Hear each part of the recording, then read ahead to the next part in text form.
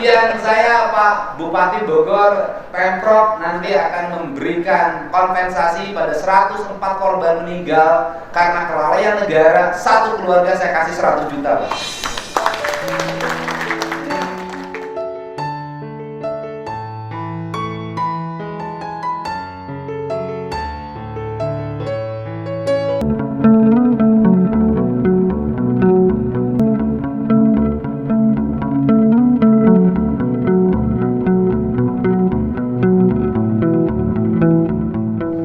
Yang saya hormati Pak Bupati Tangerang, ya saya sebut Bupati saja Pak, hanya persoalan waktu saja, tinggal seminggu lagi.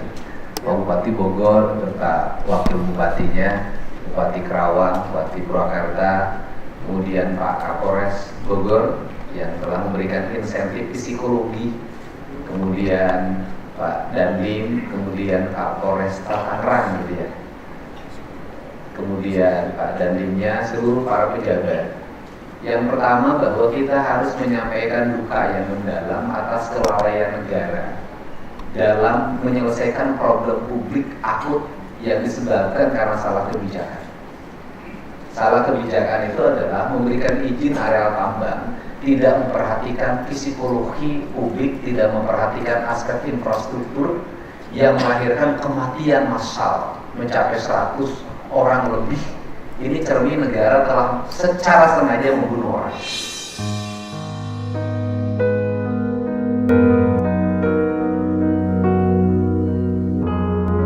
Dengan mengizinkan tapi tidak menyiapkan infrastruktur, itu kan sama dengan orang nyuruh pergi ke laut tanpa kapal, kemudian tanpa pelampung, dan kemudian kalau terbunuh itu kesengajaan. Untuk Indonesia, ini kalau di negara lain, ini sudah digugat negara. Nah, untuk itu, tidak lagi saya minta kepala PU tidak usah terlalu berteori. Nanti begini, waktunya begini. Saya tidak suka orang yang pesimis. Ikut dengan saya harus optimis. Kenapa? Selalu takutannya adalah APH. Saya yakini bahwa selama kita lurus, selama kita benar, selama yang kita tempuh adalah untuk kebaikan, jangan pernah takut. Kita dipimpin oleh Pak Prabowo yang menginstruksikan pada kita semua untuk berpihak pada rakyat, mengambil tindakan-tindakan yang cepat dan nyata dan terukur. Nah, hari ini Jawa Barat sudah punya fiskal yang cukup. Kita harus sudah mulai melangkah pada hal yang nyata. Hal yang nyata di depan kita adalah dua musibah yang sering terjadi. Yang pertama adalah musibah di Parung Panjang. Yang kedua adalah apa tidak malu orang Jawa Barat dalam setiap kenduri, dalam setiap minggu orang ngomongin puncak. Ngomongin puncak, yang pungutan liar, kemacetan, orang pingsan, orang meninggal. Nah ini kan keteluduran kita dalam membaca. Karena apa? Karena kebiasaan pejabatnya kalau satu minggu ikut liburan, bukan melihat orang yang liburan. Ini yang perlu menjadi catatan penting kita. Sehingga hari ini kita ambil dua hal menurut saya. Paparannya nggak usah panjang-panjang. Setiap paparan pasti gambarnya itu. Yang itu cukup di WA-in, lihat di WA kita udah tahu paparan begitu. Eksekusinya cuma dua Pak. Perpanjang tuh, nggak usah paparan lagi. Yang pertama adalah kalau mau tol panjang itu nanti harus AMDAL, belum perhitungan investasi 1 triliun kan dari Pemprov melalui BUMD-nya nanti harus kerjasama panjang Pak.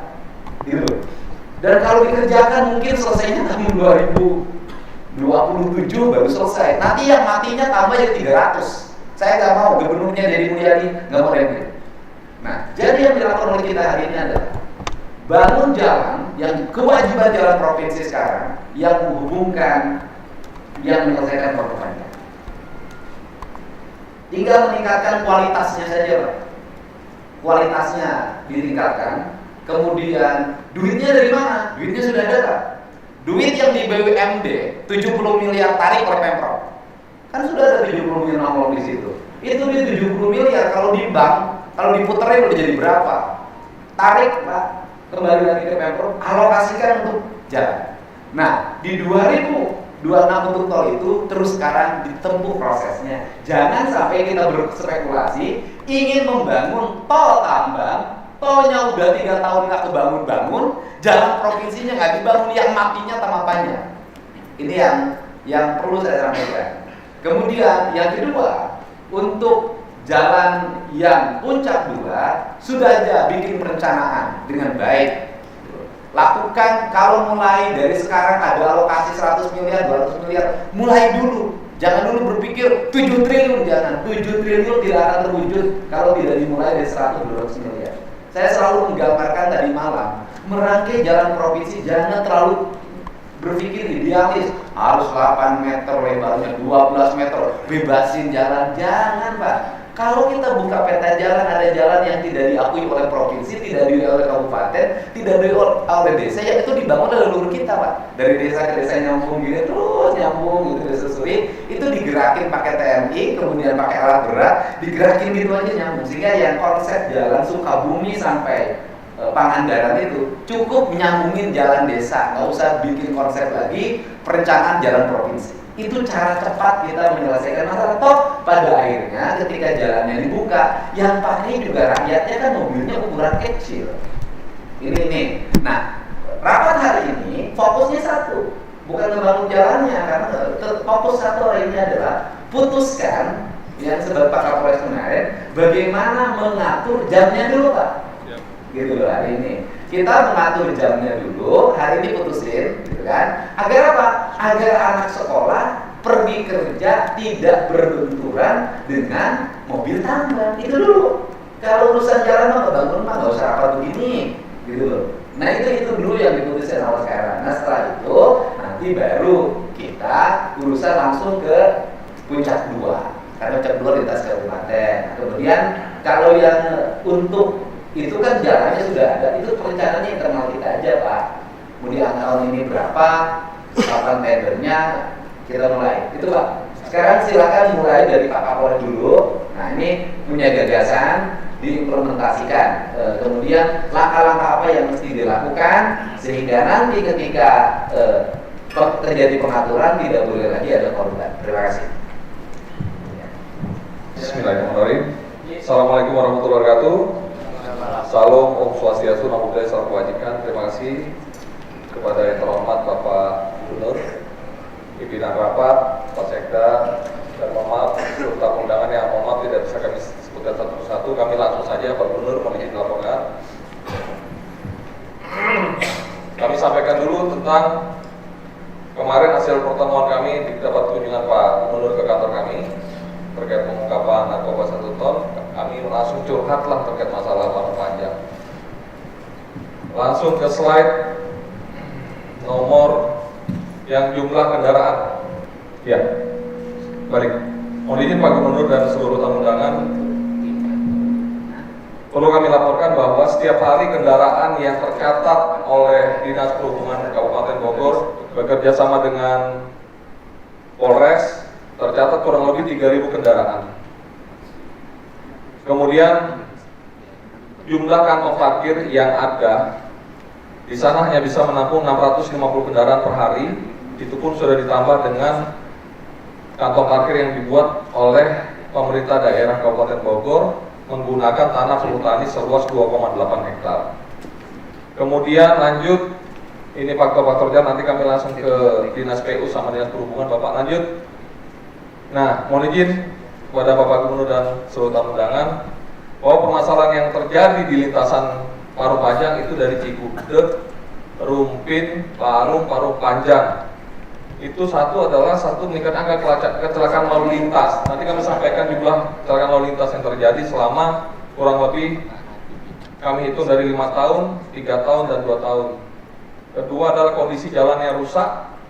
Rusaknya dari median jalan yang semakin berlubang, kemudian kemacetan arus lalu lintas yang terjadi karena benturan terjadinya jumlah volume kendaraan antara aktivitas masyarakat ke pasar.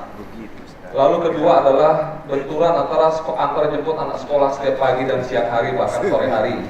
Kemudian yang keempat adalah kesehatan, jumlah yang sakit terkait dengan ISPA itu sangat tinggi. Nanti biar Dinas Kesehatan yang akan menyampaikan. Lalu yang kelima, unjuk rasa yang dilakukan oleh masyarakat setempat. Ini berkali-kali dilakukan oleh masyarakat Parung Panjang khususnya, dan kami sering berhadapan langsung dengan masyarakat yang melaksanakan demo. Curhatan hatinya adalah seperti yang terjadi. Ketika kami mengelola curhatan masyarakat Pak Gubernur, besoknya terjadi lagi unjuk rasa yang dilakukan oleh para pengemudi dari supir-supir truk tersebut, hingga kami merasa dilema untuk menyikapi hal tersebut. Kemudian lanjut, ini mohon izin Bapak, dilaporkan jalan yang rusak. Ini setiap tahun dari pemerintah Kabupaten Bogor atau dari Pemprov sudah ada perawatan, namun tetap berlubang-berlubang. Lanjut. Inilah yang terjadi setiap hari Bapak dalam kondisi hujan.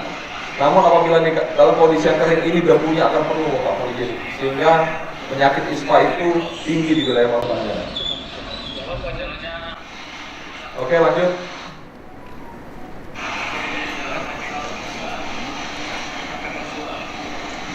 Ini malam hari Bapak, yang terjadi setiap hari kami merasa mengalami seperti ini.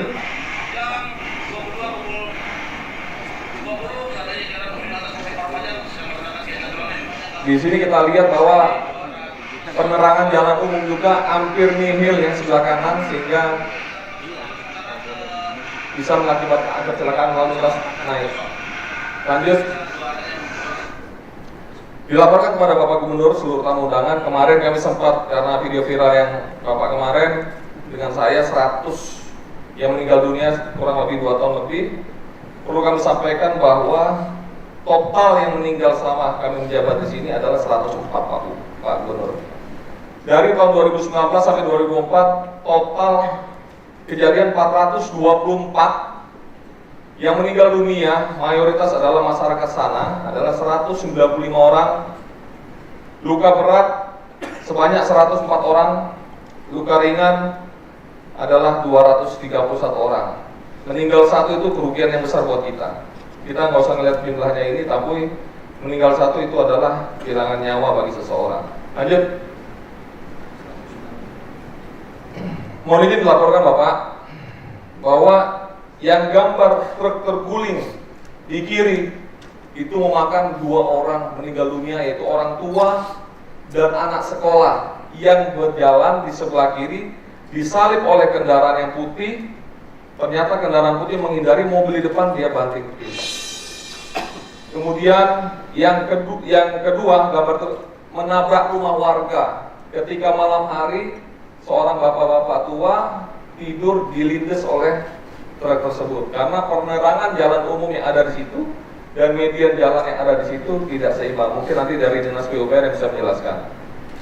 Kemudian gambar nomor 3 di bawah kanan, ini tidak ada luka yang meninggal dunia, ini luka berat, yaitu anak sepeda menabrak truk angkutan, namun ketika mobilnya itu ke kiri, yang sepeda patah kaki. Kemudian yang gambar kiri paling bawah itulah jumlah muatan yang melebihi dari kapasitas. Lanjut. Ini juga kejadian demi kejadian. Ini di sebuah rumah di truk angkutan tabrak toko, pick up nabrak, dan olah TKP dari anggota kami. Lanjut. Mohon izin kepada Kepala Dinas PU baik provinsi maupun pemerintah daerah. Ini titik-titik blank spot yang dimana sering terjadinya angka atau sering terjadinya kecelakaan lalu lintas yang menyebabkan meninggal dunia.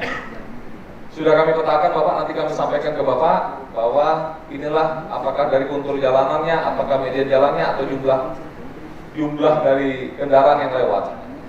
Ini protes-protes masyarakat yang terjadi dari tahun 2021 sampai 2024 kemarin. Lanjut.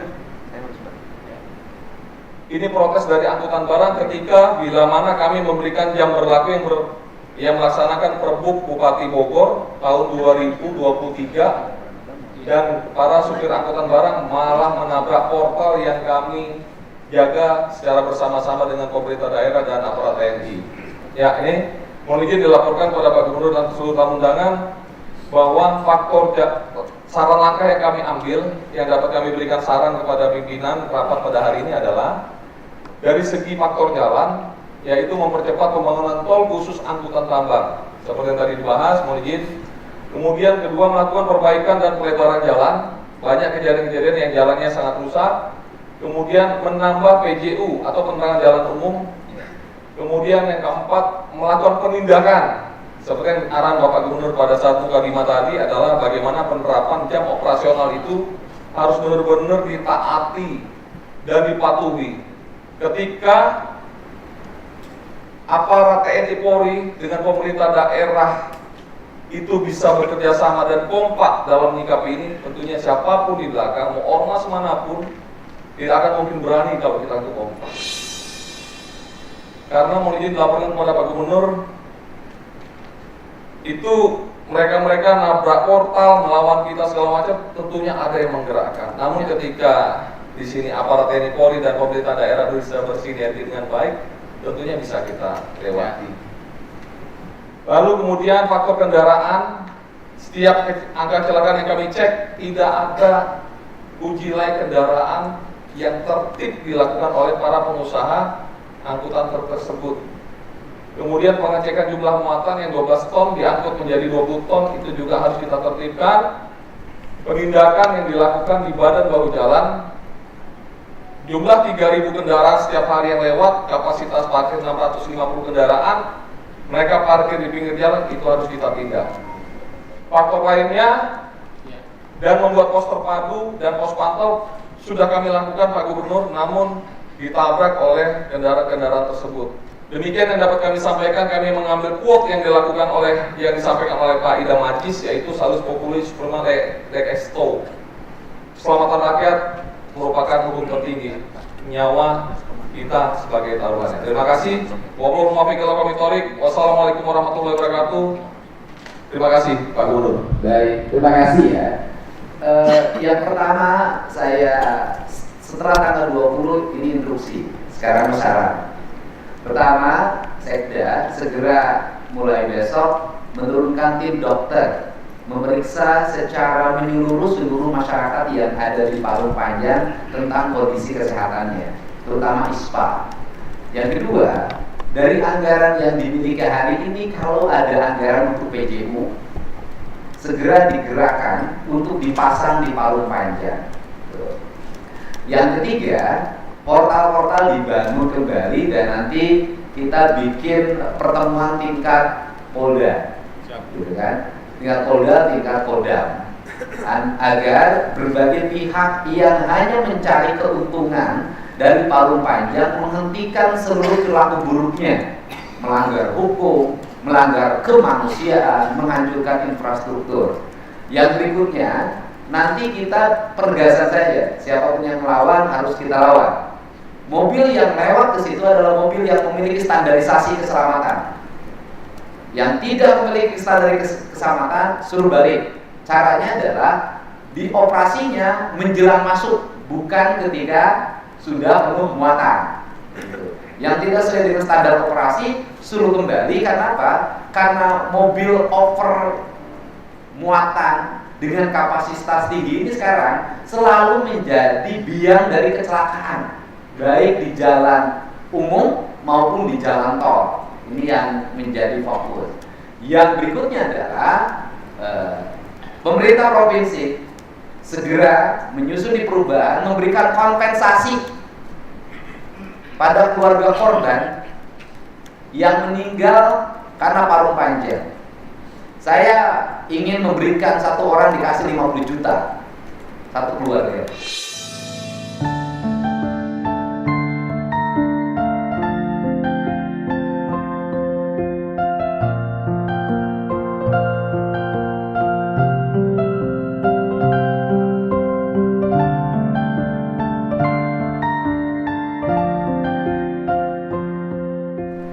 Bagian dari komitmen negara melindungi rakyat akibat kelalaian negara. Jadi 150 juta per keluarga Pak, nanti di perubahan anggaran. Bila perlu 1 juta, 100 juta per keluarga. Ini adalah komitmen kita sebagai negara hadir menyelesaikan problem publik. Nah, kemudian yang berikutnya adalah saya dengar dari Pak Sekda, dana 70 miliar itu katanya belum tentu ada di BUMD itu. Saya tidak mau tahu dana itu harus ada. Kalau tidak ada karena A, B, C, D, maka saya akan memprosesnya. Karena nggak boleh main-main terhadap nyawa rakyat. Karena itu uang negara. Kalau tujuannya untuk investasi jalan, ya investasi jalan, nggak boleh digeser-geser. Kalau hari ini misalnya oleh BUMD-nya digeser untuk yang lain, ke pegawai lain, Anda pertanggungjawabkan segera kembalikan kas negara sebelum saya mimpin. Kemudian yang berikutnya sekarang tinggal Pak Kepala PU hitung saja berapa panjang ditambah lebarnya ditambah, gitu kan? Kemudian kapasitasnya ditingkatkan jalan itu, yang biasa misalnya hanya 20 ton bebannya bisa nggak 60, gitu loh. Gak apa-apa biayanya lebih besar juga. Memang idealnya pakai tol, tapi kan lama Pak. Masih lama prosesnya perizinan, wah panjang banget gitu. Nah untuk itu dia tahun ini aja di perubahan sekarang dimasukkan dan kemudian dikerjakan. Dan insya Allah seluruh jajaran Polda, Polres semuanya akan mendukung Bapak, menjaga Bapak. Terima kasih, silakan Pak Kepala PU. Terima kasih. Bismillahirrahmanirrahim. Assalamualaikum warahmatullahi wabarakatuh. Terima kasih Pak Gubernur, Pak Sekda, Pak Kepala Daerah, Pak Kapolres dan Bapak Ibu sekalian. Dilaporkan Pak Gubernur menambahkan apa yang disampaikan oleh Pak Sekda bahwa dari 28,3 km ruas jalan provinsi antara Parung Panjang Gunar 13,5 kilo diantaranya dalam kondisi rusak berat. Tadi disampaikan oleh Pak Kapolres bahwa ada beberapa spot yang menjadi persoalan linear dengan apa yang kami identifikasi Pak. Terima kasih arahan dari Bapak. Poin pentingnya mungkin barangkali Pak Gubernur yang ke arah utara, yang ke arah perbatasan Tangerang ini yang menjadi super prioritas. Barangkali, nah ini bisa Pak pakai kursornya. Nah dari arah Lebak Wangi itu yang ke arah utara Pak, itu yang paling super prioritas yang 13,4 km kira-kira begitu. Yang 1,1 kilo di tahun 2024 ini sudah kami kerjakan, tetapi problemnya adalah kalau masih tetap pada saat masa konstruksi Pak Kapolres kita buka, ini lama waktunya. Problem yang kedua adalah karena struktur jalannya sudah rusak Pak, mesti dibongkar. Ya, bongkar aja Pak. Bongkar kemudian dibuang. Nah ini butuh waktu Pak. Tapi saya optimis, ini bisa kita Harus berani, Pak. kerjakan dengan baik. Ya. Dengan catatan yang kedua mungkin Pak Gubernur, Pak Kapolres barangkali selama masa konstruksi Pak Sekda, ini tolong tidak diperkenankan dulu untuk dilewati Pak. Tutup dulu Pak. Tutup dulu sementara. Nah ini adalah salah satu alternatifnya Pak Gubernur, yang warna biru Pak, ungu Pak. Nah ini, jadi selama masa konstruksi ini tentunya harus dipindahkan dulu, dialihkan dulu Pak Bupati. Ini minta dialihkan. Ya, jadi tentunya akan bisa mempercepat proses pengerjaan dan juga lebih meningkatkan kualitas. Saya pikir itu mungkin Pak Gubernur tambahannya. Terima kasih atur nuhun Pak. Ya, baik. Terima kasih ya. Oh, gitu. Kepala PU saya kemarin nggak begitu, Pak. Lemas kalau setiap diajak Pak. Hari ini PD-nya tuh begitu karena mungkin berdampingan dengan kepala SDM, jadi energinya beda. Gitu, lain. Jadi Pak Kapolres, Siap. selama proses pembangunan ditutup dulu. Siap. Nggak bisa maksa-maksa, biar nggak capek Pak. Pembangunan berjalan, mobil lewat, korbannya nanti makin banyak Pak yang meninggalnya. Siap, Pak. Jadi tutup dulu, kemudian Bapak sanggup mengerjakan tahun ini? Uangnya punya? Banyak, bilangnya Pak. Uangnya punya? Banyak. Ada.